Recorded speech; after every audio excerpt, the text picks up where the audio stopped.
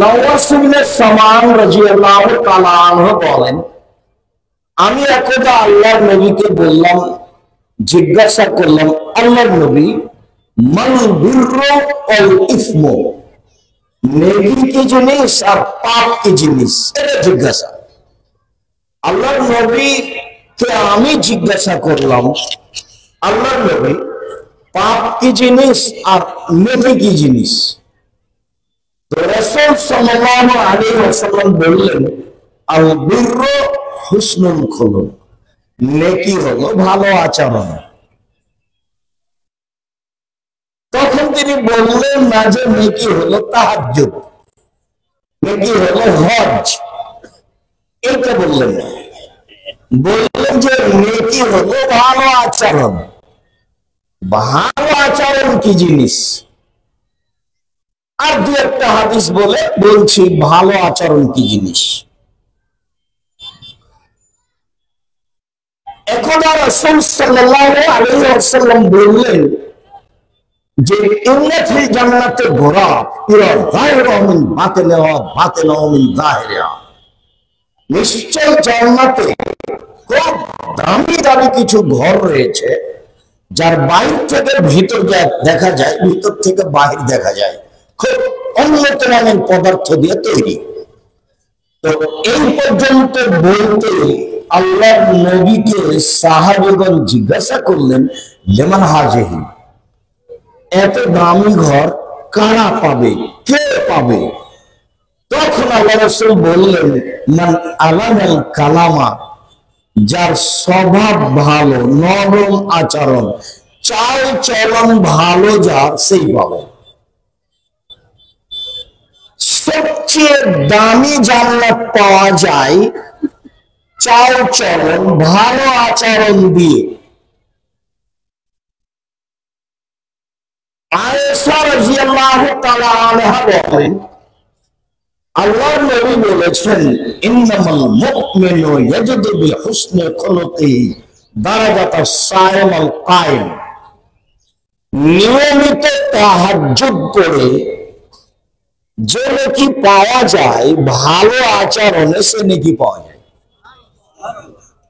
নিয়মিত নফল সিয়াম রোজা থেকে, বৃহস্পতিবার সোমবার রোজা থেকে,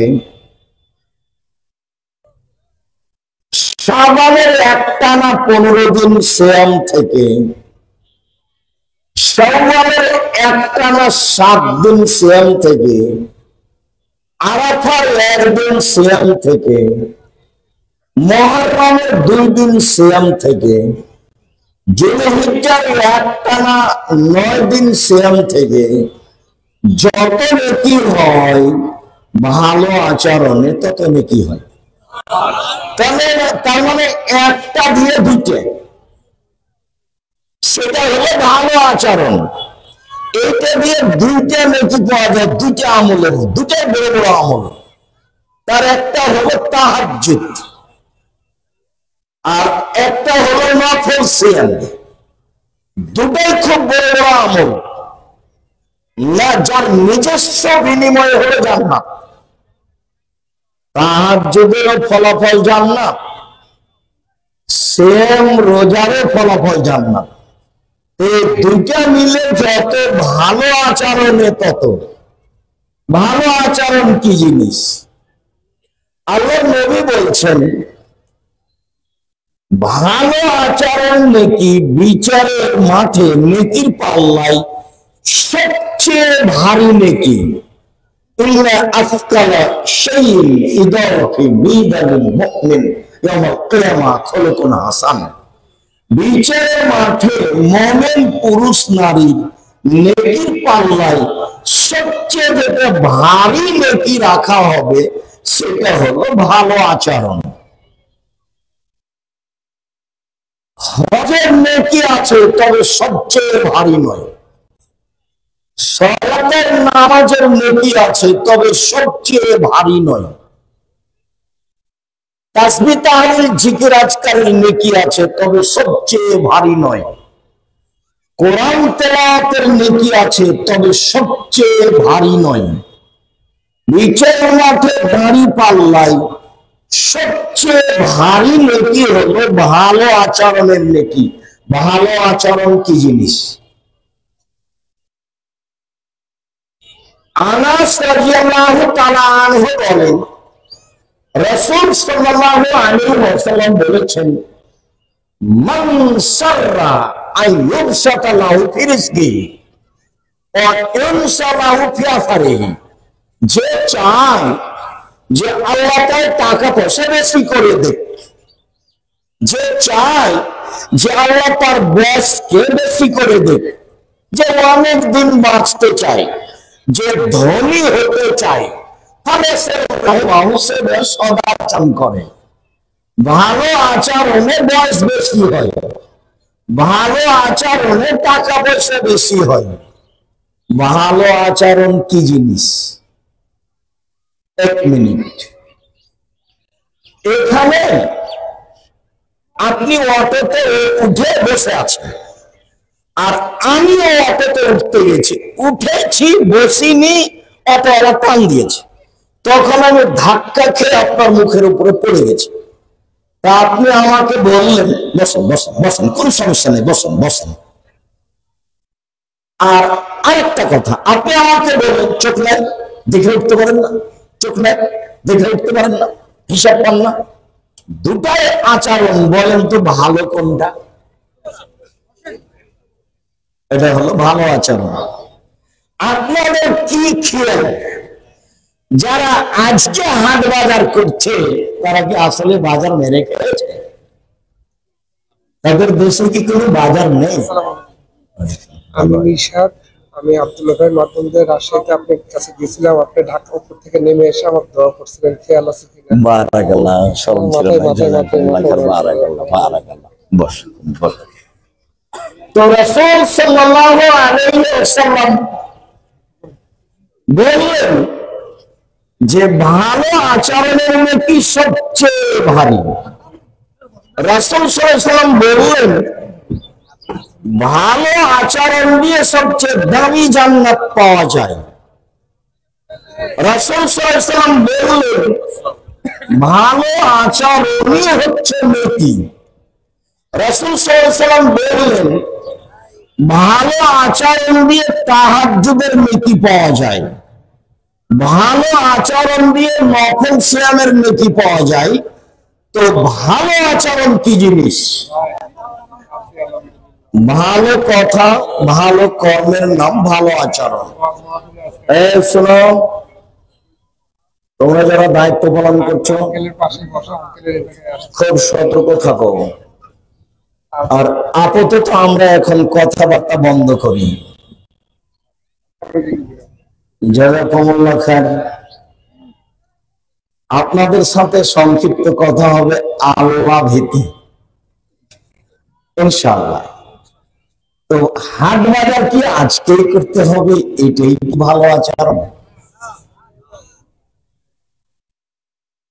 ভালো আচরণ কি জিনিস? ভালো আচরণ করুন খাওয়ার জিনিস? ভালো আচরণ কি জিনিস এইটা দেখাতে গিয়ে আল্লাহ নবী বললেন আল মুমিন লিল মুমিন কাল বুনয়ান। সারা পৃথিবীর মানুষ একটা প্রাচীরের মতো, যে একটা ইট আর একটা ইটকে ধরে থাকে, যেমন মুমিনের চাল চলন ভালো আচরণ তেমন। আবার তিনি বললেন ইন্নামাল মুমিন কারাজুলিন ওয়াহিদ। সারা পৃথিবীর মানুষ যেন একটাই মানুষ।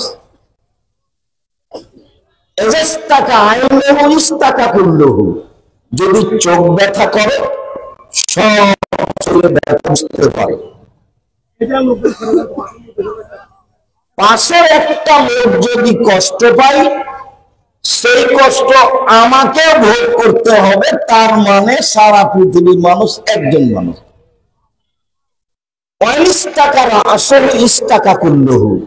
মাথায় ব্যথা হলে সারা শরীরে ব্যথা বুঝতে পারে। অতএব একটা লোক বিপদগামী হলে সবাই মনে করে যে আমিও বিপদে, মানুষ যেদিন এরকম মনে করতে পারবে নিজেকে, সেই দিন মানুষ মনে করবে আমার ভিতরে আছে ভালো আচরণ। আর যদি দল সংগঠন করেন, তাহলে আপনার দল করে না যে সে যদি বিপদে পড়ে, তাহলে আপনি বলবেন ঠিক হয়েছে, ঠিক হয়েছে, ঠিক হয়েছে।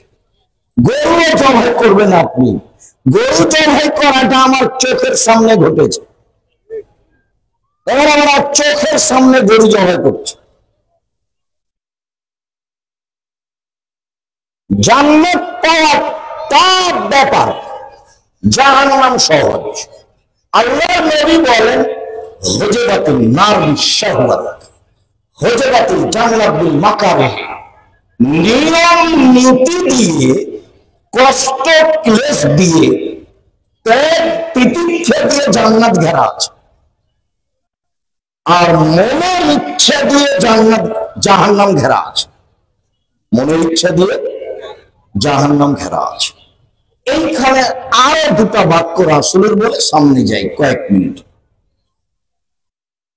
আবু হুরায়রা রাদিয়াল্লাহু তাআলা আনহু বলেন, আল্লাহর নবী বলেছেন যে আর রাহমাত শুহরাতুন মিনার রহমান, সদাচরণটা রহমান থেকে বের হয়ে এসেছে, রহমান শব্দটা থেকে বের হয়ে এসেছে। আল্লাহ তাআলা, তো আল্লাহ তাআলা বলেন সদাচরণকে, এই ছেলে বসো। ওই যে ছেলে আপনার পাশ থেকে উঠে যাচ্ছে, আপনি খেয়াল করেন না ওটা? ও তো নিজে এটা বুঝতে পারে না, আরো 5 জনের ক্ষতি করছে।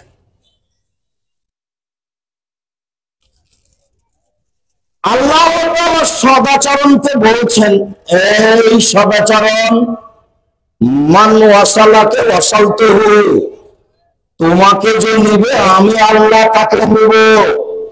অমান কাতাকে কাতাতুহু, সদাচরণ তোমাকে যে ছেড়ে দিবে আমি তাকে ছেড়ে দেব। যার সদাচরণ নেই তার আল্লাহ নেই, তো খেতে পায় কিভাবে? হিন্দু যেভাবে পায়,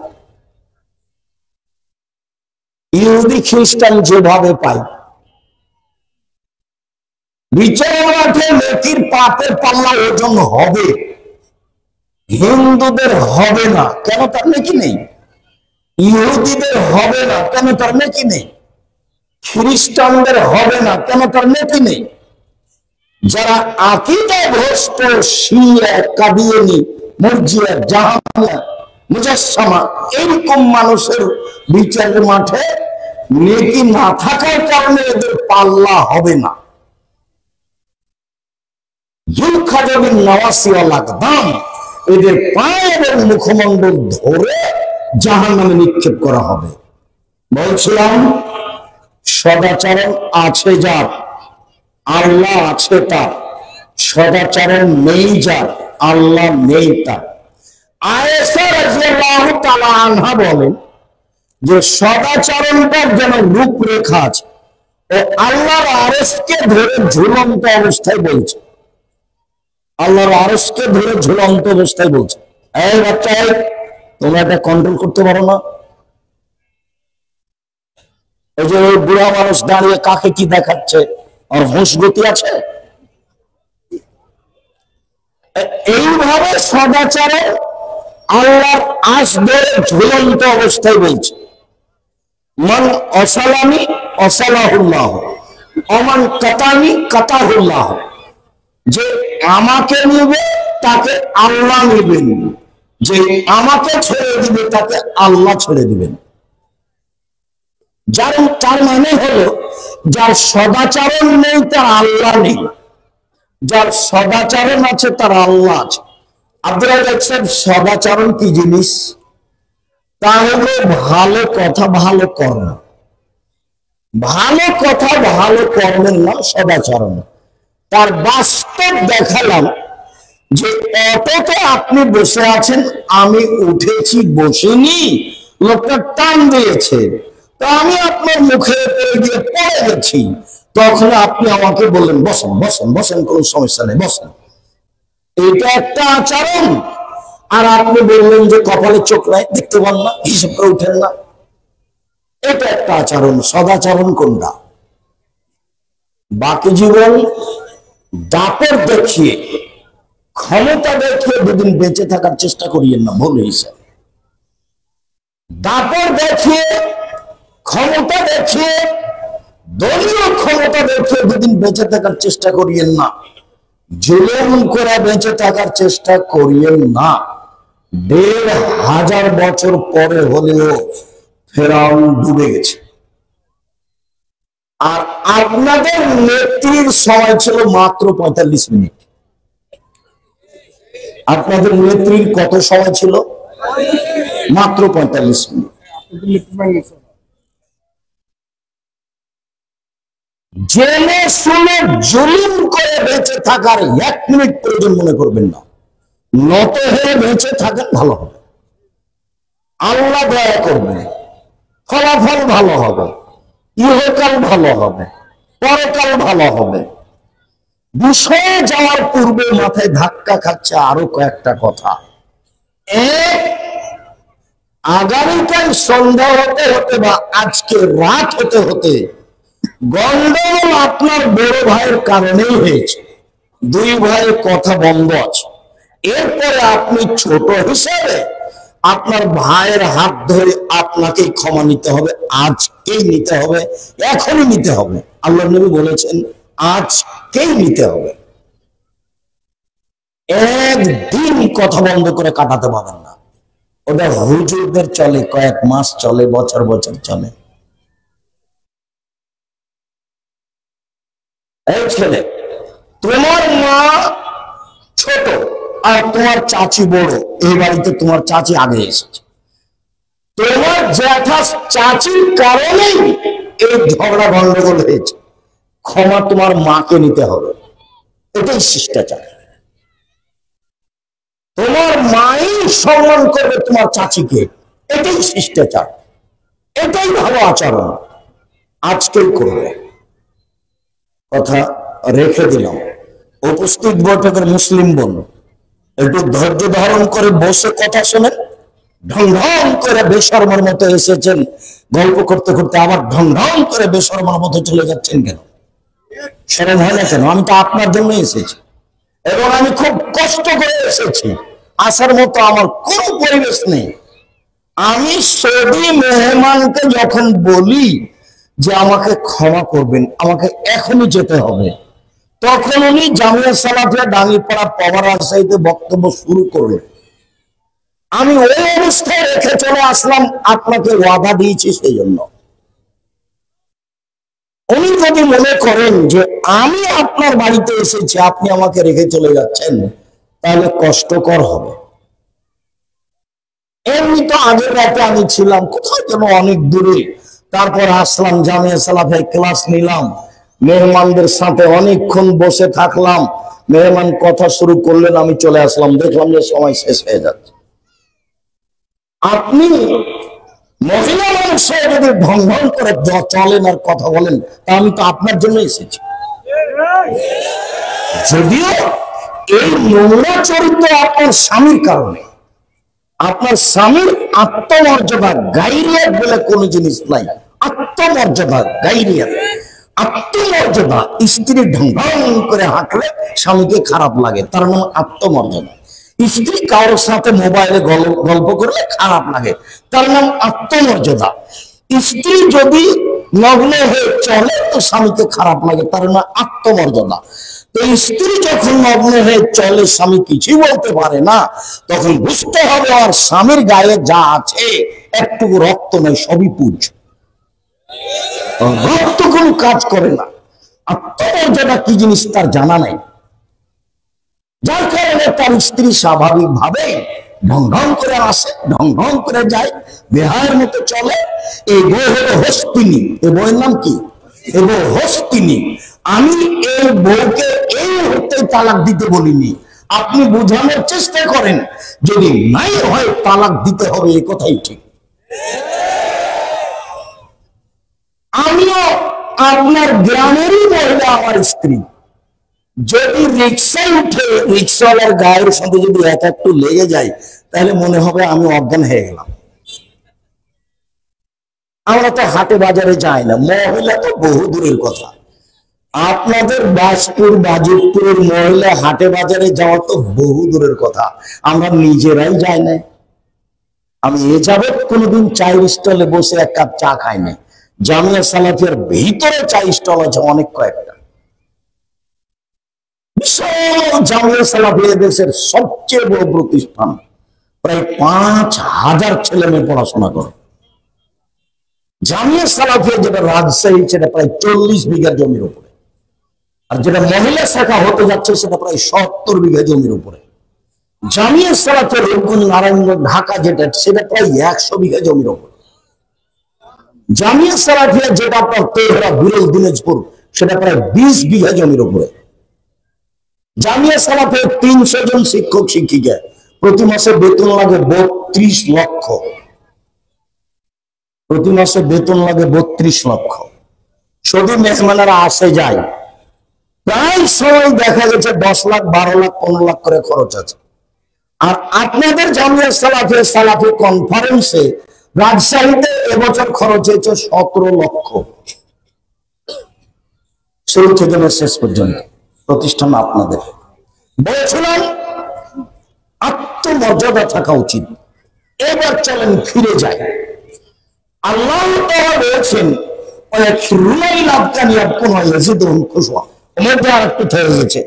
এটা গাইবান্ধা, গাইবান্ধা, রংপুর, লালমিনহাট, নীলফামারী, কুড়িগ্রাম, পঞ্চগড়, ঠাকুরগাঁ, এইসব ডিস্ট্রিক্টের 3টে চাল চলন বেশি খারাপ আমার জানা অনুপাতে সারা বাংলাদেশের সব জেলার চেয়ে। অন্য দিক দিয়ে তারা ভালো থাকতে পারে, সেটা ভিন্ন কথা, যেটা আমার চোখে ধরা পড়েছে। তার 1 নম্বর যেটা, সেটা হলো এই যে বৃহত্তর রংপুর, বৃহত্তর দিনাজপুরের মানুষেরা বনকে জমি দেয়।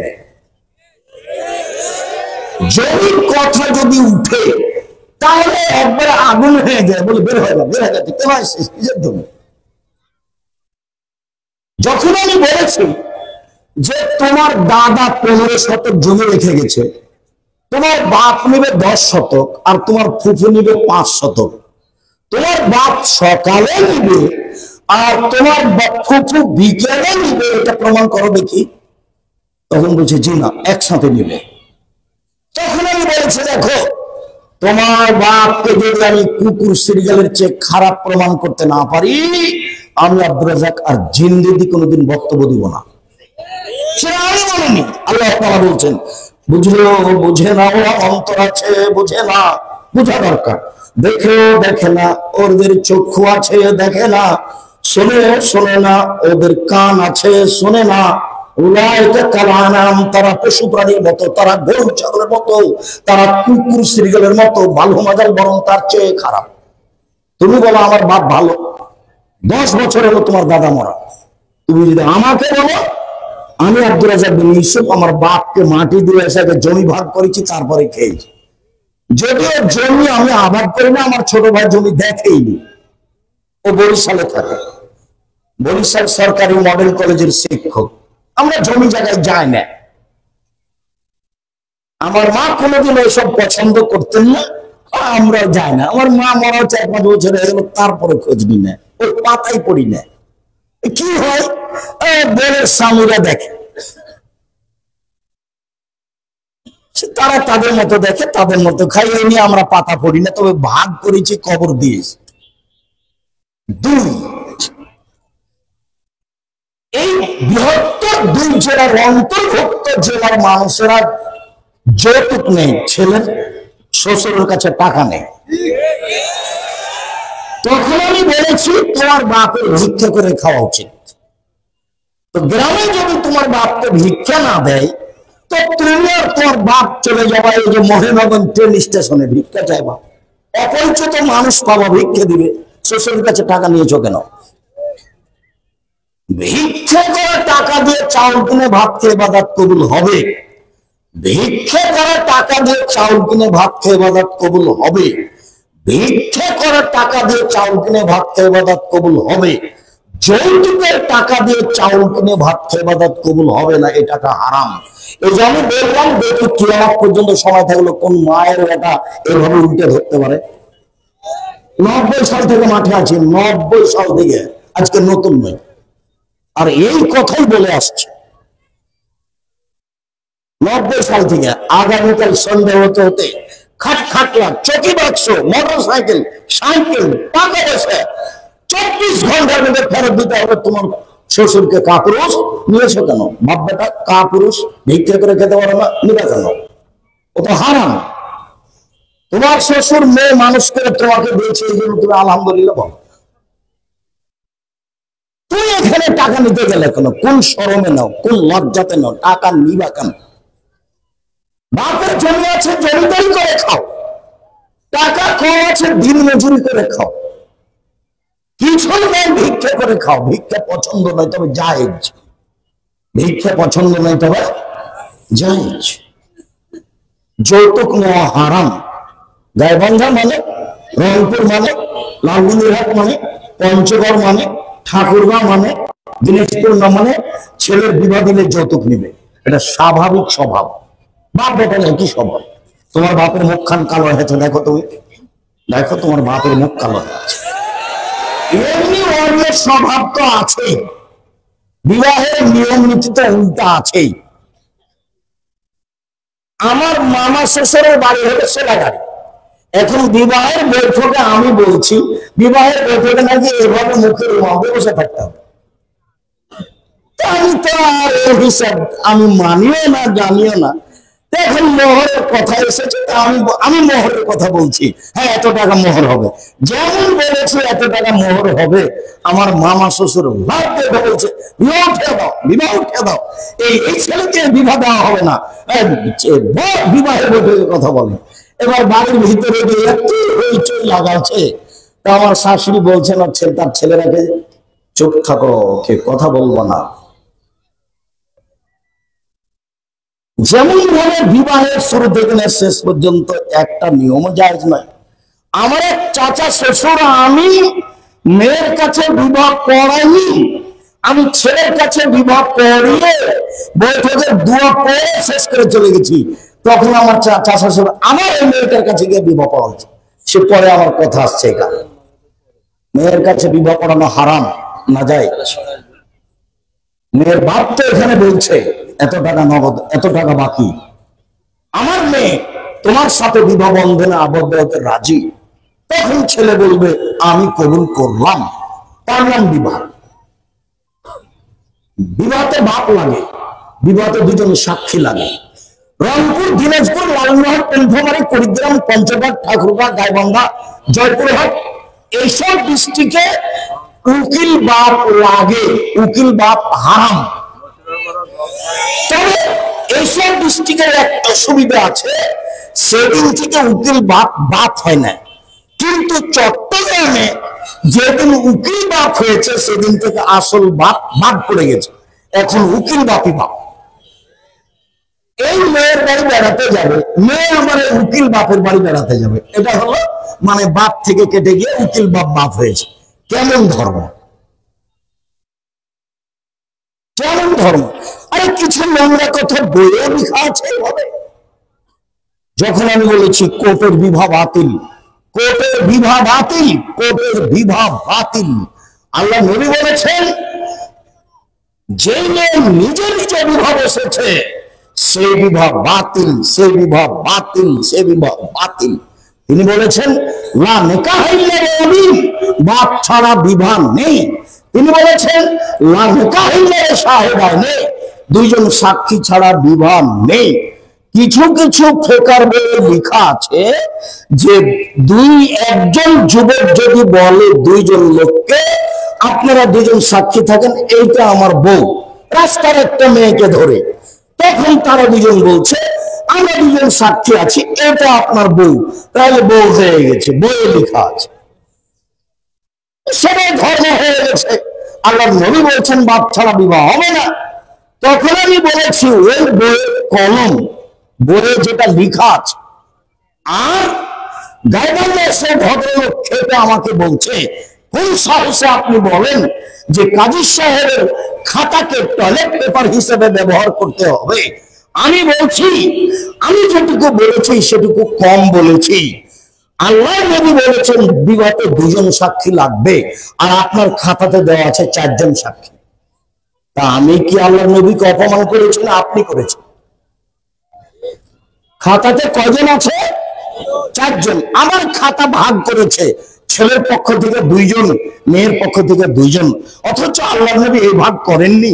আল্লাহর নবী বলেছেন একটা বিবাহ বৈধ হওয়ার জন্য কয়জন সাক্ষী লাগে? 2 জন। পক্ষ হিসাবে নেই, 2 জন সাক্ষী লাগবে বিবাহ বৈধ হওয়ার জন্য, এই কথা আল্লাহ নবী বললেন। তখন আমি বলেছি জনাব আপনার খাতাটা আমার কাছে পুঁথির গানের মতো, ওই বইয়ের মতো যে বইয়ে লেখা আছে হেডলাইন। হেডলাইন কি আছে?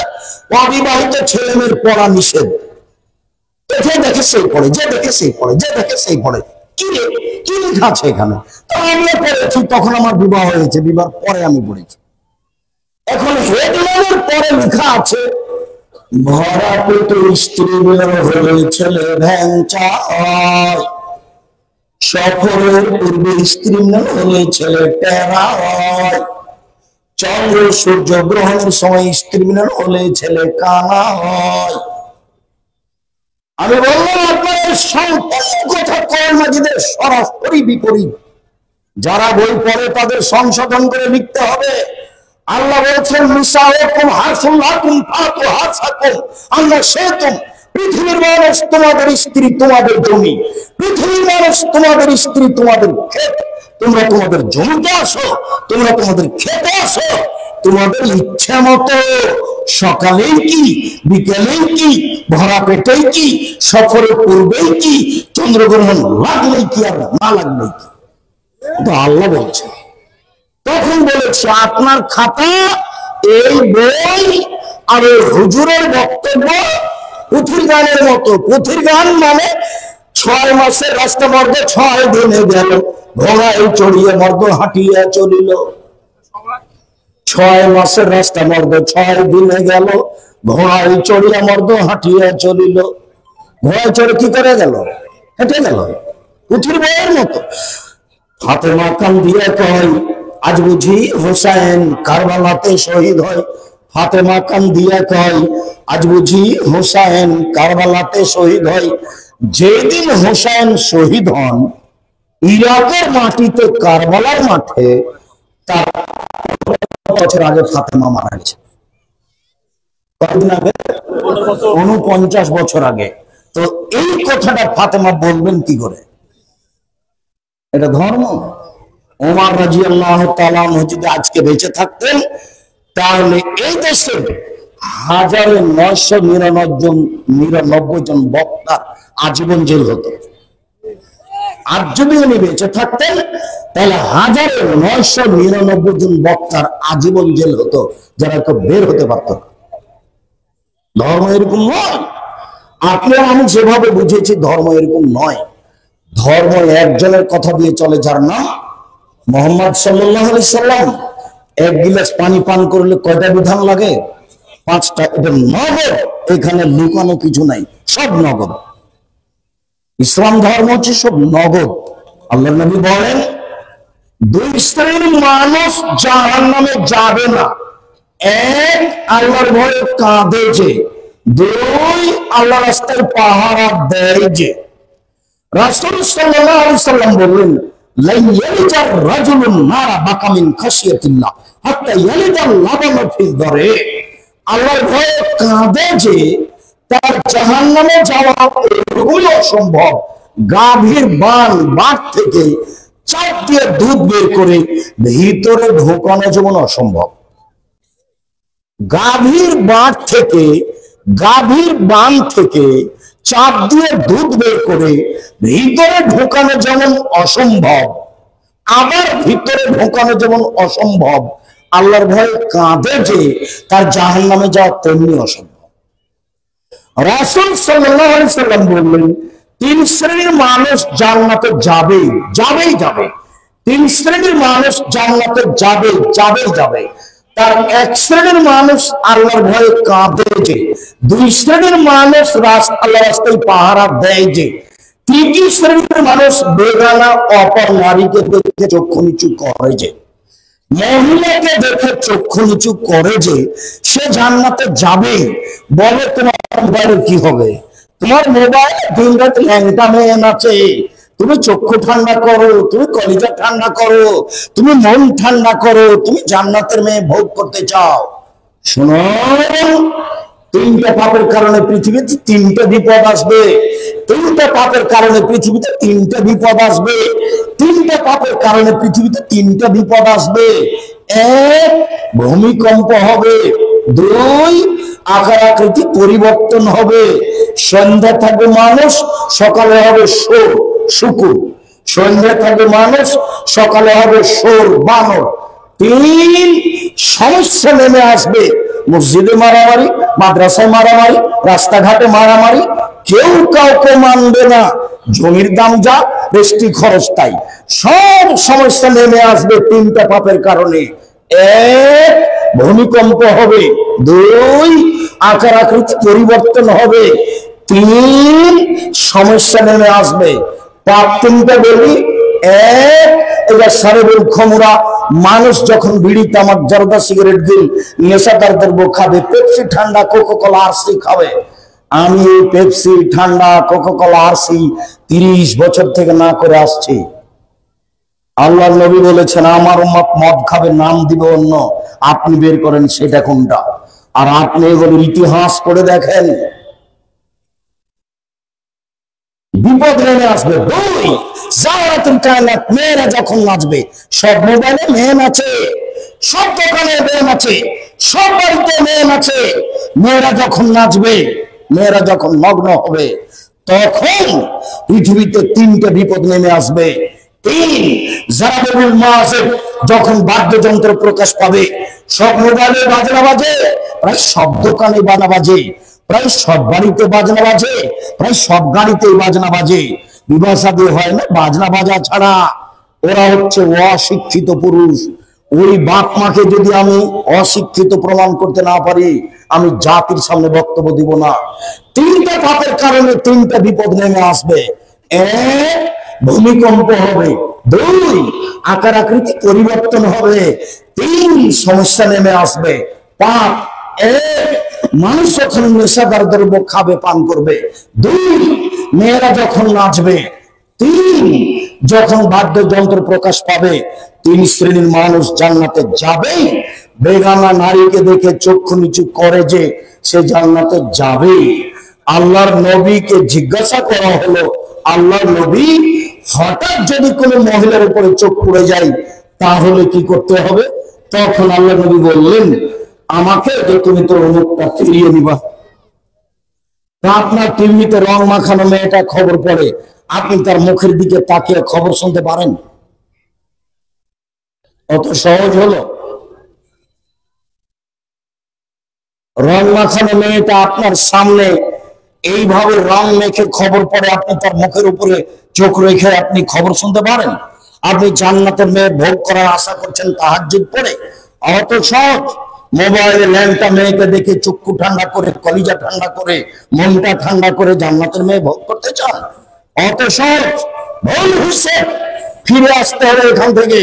জান্নাতের মেয়েদের ব্যাপারে আল্লাহ চ্যালেঞ্জ করেছেন। ওদেরকে কোনো জিন স্পর্শ করেনি, ওদেরকে কোনো মানুষ স্পর্শ করেনি।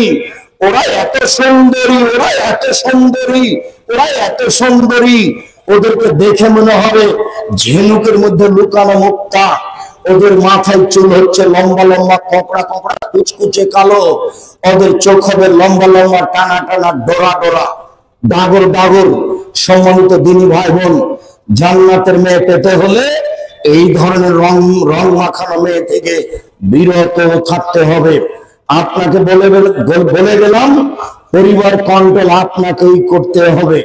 এখন যদি আপনাকে বলি, এই যে মহিলাগুলি এসেছে তার মধ্যে আপনার মেয়ে আছে, তার নখটা বড় আছে, নখে নেল পালিশ আছে, তখনও কি আপনি বাপ? তখনও কি আপনার স্ত্রী ও স্ত্রী? জি না। আজকের আলোচনার শেষ হাদিস আপনি আমার দিকে খেয়াল করেন। আল্লাহ নবী